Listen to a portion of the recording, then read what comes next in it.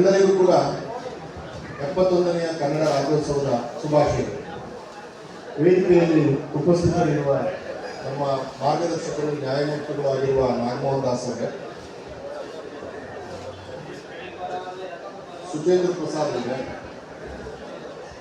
ವಕೀಲ ಸಂಘದ ಎಲ್ಲ ಗೌರವಾನ್ವಿತ ಅತಿಥಿಗಳು ಮತ್ತು ಸಂಘಟಕರು ಮತ್ತು ಸ್ನೇಹಿತರು, ಈಗಾಗಲೇ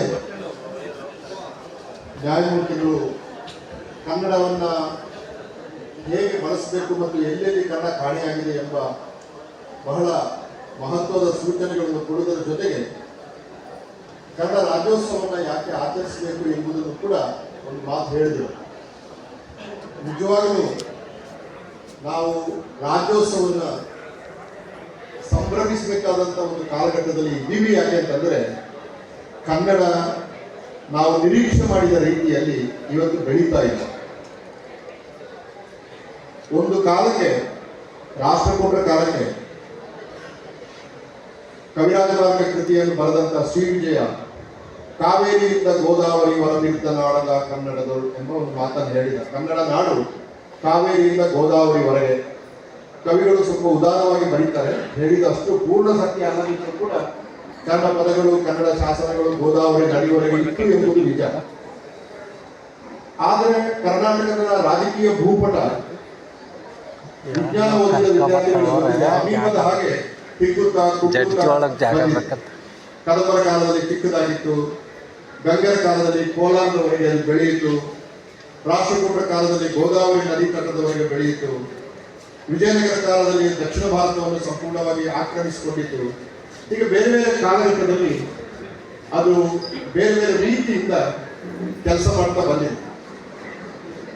ಇಷ್ಟೆಲ್ಲ ಇದ್ದಾಗಲೂ ಕೂಡ ಕರ್ನಾಟಕ ಒಂದು ರಾಜ್ಯವಾಗಿ ಅಖಂಡ ಕರ್ನಾಟಕ ಅಂತ ಒಂದು ಏನು ಇತ್ತು, ಬೇರೆ ಬೇರೆ ರಾಜ್ಯ ಕಾಲಘಟ್ಟದಲ್ಲಿ ಇತ್ತು, ಅದು 1180ರಲ್ಲಿ ಮೊತ್ತ ಮೊದಲವರೆಗೆ ಒಡೆದೋಯ್ತು. ಉತ್ತರದ ಸೇವಣರು, ತುಂಗಭದ್ರಾ ನದಿಯ ಉತ್ತರಕ್ಕಿದ್ದ ಸೇವಣರು ಮತ್ತು ದಕ್ಷಿಣಕ್ಕಿದ್ದಂಥ ಹೊಯ್ಸಳರ ನಡುವೆ 1212ನೇ ಶತಮಾನದಲ್ಲಿ ಒಂದು ಯುದ್ಧ ನಡೆದು ಒಡೆದು ಹೋದ ಮೇಲೆ ಮುಂದೆ ಕರ್ನಾಟಕ ಒಂದು ಬಲಿಷ್ಠವಾದ ರಾಜ್ಯವಾಗಿ ಹುಟ್ಟಿಕೊಳ್ಬೇಕಾದ್ರೆ ನಾವು ಕನ್ನಡಿಗರು 800 ವರ್ಷಗಳವರೆಗೆ ಕಾಯಬೇಕಾಗುತ್ತೆ.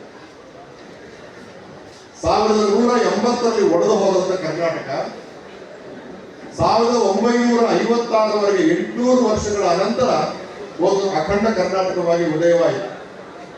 ಆದ್ದರಿಂದಲೇ 20ನೇ ಶತಮಾನದ ಮೊದಲ ಭಾಗದಲ್ಲಿ ಕನ್ನಡ ಏಕೀಕರಣ ಚಳವಳಿ ಆರಂಭವಾದಾಗ ಕನ್ನಡಿಗರು 27 ರಾಜ್ಯಗಳಲ್ಲಿ ಹಂಚಿ ಹೋಗಿ, ಮಹಾರಾಷ್ಟ್ರ ಕನ್ನಡಿಗರು ಬೇರೆ, ಮಡ್ರಾಸ್ ಕನ್ನಡಿಗರು ಬೇರೆ, ಹೈದರಾಬಾದಿನ ನಿಜಾಮನ ಆಶ್ರಯದಲ್ಲಿ ಬರುವಂತ ಕನ್ನಡಿಗರು ಬೇರೆ, ಹೀಗೆ ಮುಖ್ಯವಾಗಿ 27 ಕಡೆ, ಚಿಕ್ಕ ಪುಟ್ಟದನ್ನು ಸೇರಿದರೆ 68 ಕಡೆ ಕರ್ನಾಟಕ ಒಡೆದು ಹೋಗಿತ್ತು.